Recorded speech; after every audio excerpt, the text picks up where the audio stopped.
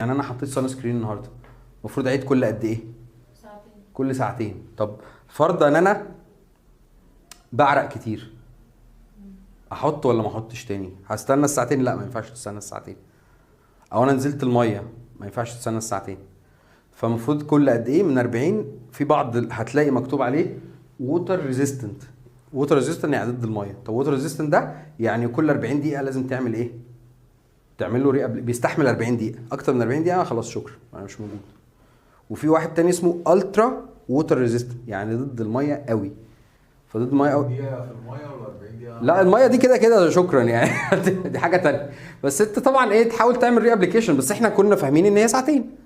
لا، في تفاصيل تانية. انت المفروض كل 40 دقيقه او 80 دقيقه على حسب هو ووتر ريزيستنت ولا الترا ووتر ريزيستنت. لا، الترا بتبقى 80 دقيقه، يعني حوالي ساعه ونص او اقل من ساعه وتلت.